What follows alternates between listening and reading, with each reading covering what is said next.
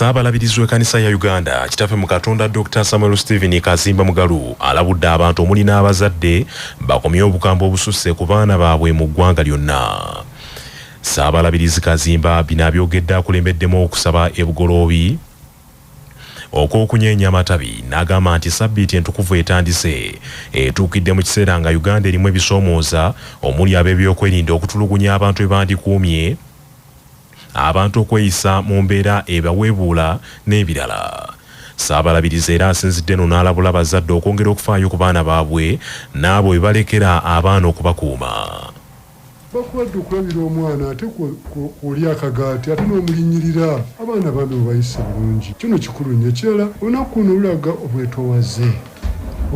Twetaaga obwetoowaze nno ate n'ekirala okumanya ekigendeerwa. Kuba kati bano tebaategeere ye Yesu baali balowooza agenda kuwamba Abaruumi olw'okuba baali bakooye gavumenti ey'Abaruumi yali bafuze emyaka 200 nga bakooye baagala bagamba tukooye bano basinza omukulembeze kuba emiggo bakusolooza omusolo mungi nga beetamiddwa naye balina kigendererwa kirala. Naye waliwo abantu mu kkanisa ng'ekigendererwa ekibaleeta kirala bana ekigendererwa kibeere kyakugira Yesu. Waliwo abajja okulaga engoye zaabwe kunoonyamu abakazi mu kkanisa omwo n'abakazi abamu bagamba eno gye naafunira omuntu kaŋŋende naga nfunya nkuba.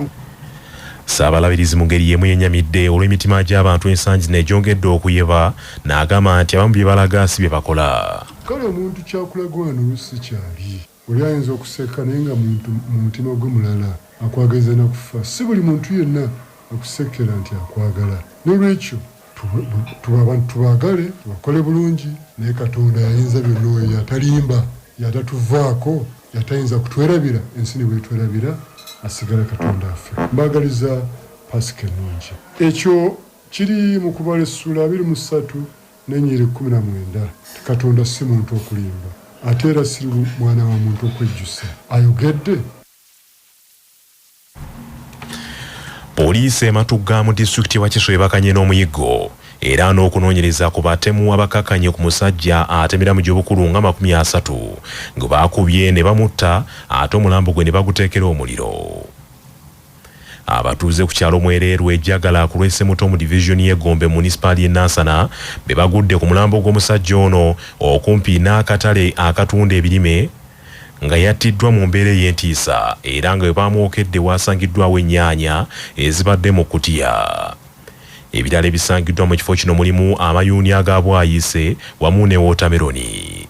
Abatuuze bategeezezza nti obubbi obw'engeri eyo bubasusseeko mu kitundu era bateebereza nti ono abadde mutuuze mu bitundu by'e Kapeeka mu disitulikiti y'e Nakaseke nga n'erinnya bategeddeko limu lya Ligani. Kati batega bintu by'abantu ne bababba ate omubbi bwakusanga naawe akutta. Si abantu bwe bamusanga bambi naye bamutta busi kubanga baba tebalinaaki option ndala yonna. Yo security ebulamu omwaffe kati abantu bano ab'emidaala basente bazeewola bwewozi. Kati wootunulira oli omuvubuka ng'oyo n'alemererwa okukola najja ayagala otwala ebyobwereere kati muno tulina bubbanka obutuwola sente bazikima buli lunaku. So nze ekinnumye mu kikolwa ekyo kiri kimu nti senga omuntu oyo waaba akwatiddwa oba oli awo yandibadde asooka n'ayogezebwa ebikoosi byakola nabyo. Abatuuze era bawanjagidde omuduumizi wa poliisi mu ggwanga Abbas Byakagaba okubaddizaawo poliisi eyali mu bitundu by'ejjagala kuba kati poliisi y'Egombe eri wala nnyo. Lukwago Dirisa kansala akiikirira ekitundu kino ku divisioni y'Egombe alabudde abavubuka nti bakomye okwagala ebyendola. Naye ate kino kye bakoze si kye kirungi ennyo ekisembayo mu mateeka naye ng'ate abantu nabo bakooye. Abantu banaku bakola ssente zaabwe baagala okwebeezaawo ng'abantu ate omubbi najja. Era nkubiriza abavubuka mwenna mukole mufube okubanga mukola kuba kati ssaawa ya nkuba enkuba etonnya mugende mwekolerere. Obulamu bujja kugenda abantu banyiivu abantu bakoowa. Abayisiraamu mu disitulikiti y'e Rakai n'ekyotera abalabuddwa bakomye okwerumaaluma wabula bakole ebibatwala mu maaso. Bino byogeddwa Super Supreme Mufti wa Uganda Sheikh Muhammad Shabani Kalabuzi bw'abadde atuusa disitulikiti Kadhi wa Kyotera ne Rakai Sheikh Amiru Sensalire. Sheikh Galabuzi Super Supreme Mufti alabudde abayisiraamu mu disitulikiti zino Rakai n'ekyotera bave mu ntalo ezibawulayawula wabula bakolere obuyisiraamu batwale eddiini yaabwe mu maaso. Njago bategeeza obuweereza bwaffe twalyagadde nnyo kubeera nga mwerumaaluma kubanga obuweereza bwaffe kugattako ku busiraamu. Mwenna abali ku lukiiko teri alina buyinza kugoba muntu kuba mwenna mulondebwa. Mba mulina ensonga mutula ng'olukiiko osalawo sasaliddwawo ekibeera nga kiteekebwa mu nkola. Niyo kugamba nti ono yaaveewo ono mugobye ekyo mu ofiisi yaffe tukyakitaddeko ejjinja. Disitulikiti Kaawe omujja Sheikh Amir Ssensalire oluvannyuma lw'okulayizibwa agambye nti agenda kugatta abayisiraamu abalina enjawukana mu kitundu ekyo n'okuddaabiriza emizikiti egiri mu mbeera embi mu Kyotera ne Rakai. Ate Abadiventi ne Bannayuganda bonna okutwalira wamu basabiddwa okwebuuza ku bantu bakola emirimu egifaanagana balowooze ku kwesitula mu byenfuna nga beebuuza ne ku bannaabwe. Bino byogeddwa Ssenkulu wa kampuni ya Enterprise Uganda Charles Ochichi mu musomo abantu abakola emirimu egy'ekikugu ku Adventist Center e Makerere gwe baategese okubangulwa ku ngeri ez'enjawulo bwe bayinza okuyita okugundira mu byenfuna. Charles Ochichi agambye nti ebiseera ebisinga abantu bwe batandika bizinesi balowooza nti be bokka balina okuzikola nga mpaawo abavuganya. That is happening, other people will witness what you are doing. The competition will come. And when the competition comes, it wants your customers, it wants your employees, it wants your landlord, and it wants all other things that have made you to get customers. What does that mean? Be ready to compete with the most resource players in your sector. And for you to survive in that kind of a situation, remain a learner. Learn what makes customers keep coming back. Ask yourself, what is it that I did yesterday that made my customers say it was such a great.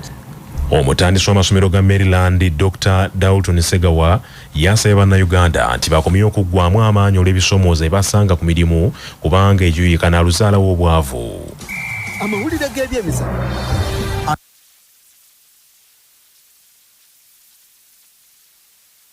Nagenda Bugerere eyo nepanga okulima olusuku n'ensitula olusuku lwayika 110 ne bava ne ku disitulikiti ekayunga okujula okululambula naye wayitawo akaseera katono amatoke gayaze nzize Kampala nze ntandise okuyimbirira amatoke natolanga ssente zange naye kakati ate nzikabirira okukomawo nembivaamu natuuka okutunda enkuza etooke sinye 12 nagenda abamanyi Dr. Kakembo nakyali wa Dr. Kakembo naye kyamukanga ndabye emiyembe eminene netandika okulima emiyembe nengugumuka yiika 13 emiyembe bwe gyatandika okufuna ebiwuka nagyetamwa kati nsigula misigule gyegifumba ku Maryland firewood. Okay, right now nsigaza 34 acres but by the end of this year I think I'll have nothing left.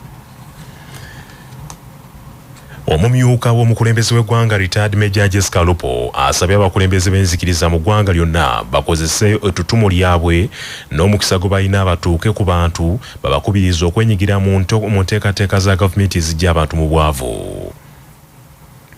Jessica Lupo bino abyogeredde mu kibuga Fort Portal ku ekereziya Lutike ya Vilika Cathedral bw'abadde agenza okwetaba mu misa ey'okunyeenya amatabi n'asaba abakulembeze mu kitundu kino okukulemberamu abantu baabwe benyigire mu nkola za gavumenti okuli parish model, emyoga, Grow Youth Livelihood Program n'endala.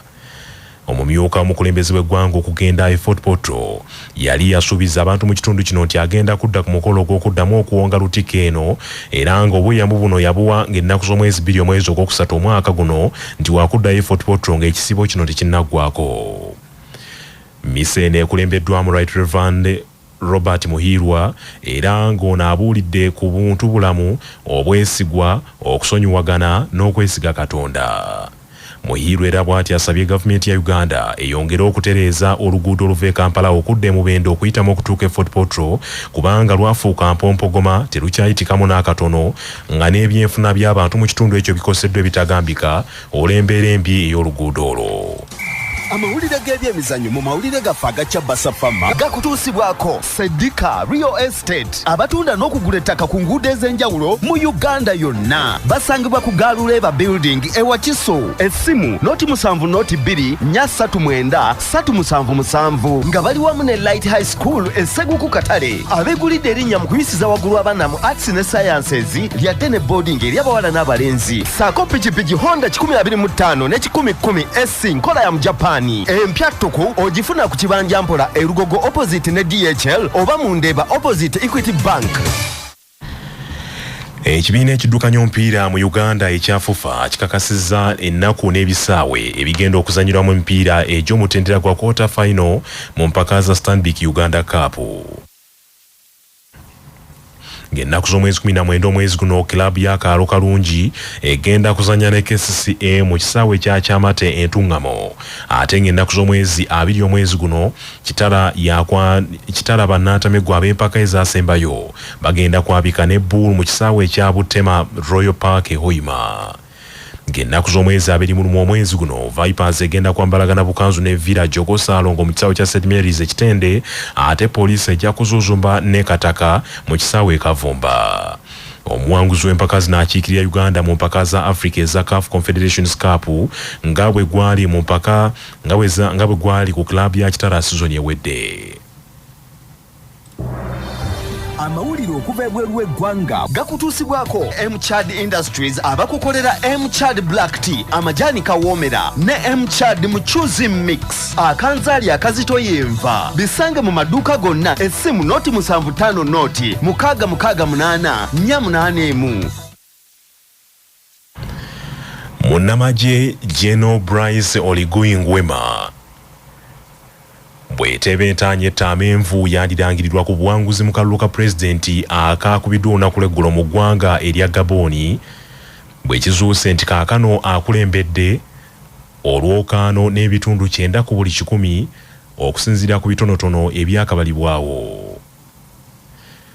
General Bryce Oligui Nguema ajjukirwa nnyo nti yakulembera amagye mu mwaka 2023 ne gagenda gavuunika obukulembeze bwa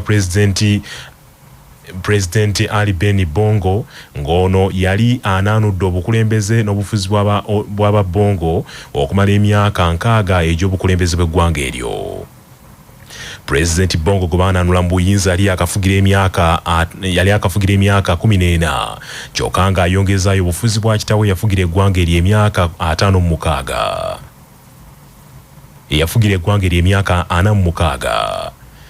Wabula okulonda kuno kubaddemu amakuuli agatoogerekeka kubanga bannabyabufuzi abagundiivu abali bamanyiddwa nti bayinza okuteekawo okuvuganya okw'amaanyi eri mwana mulenzi oyo bonna abaateekebwako akazito ne balemesebwa okwesimbawo okuvuganya mu lwokaano olw'omukulembeze w'eggwanga.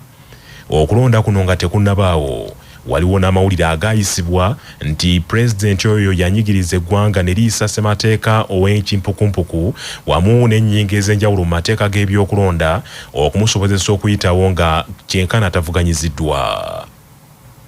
Bannaffe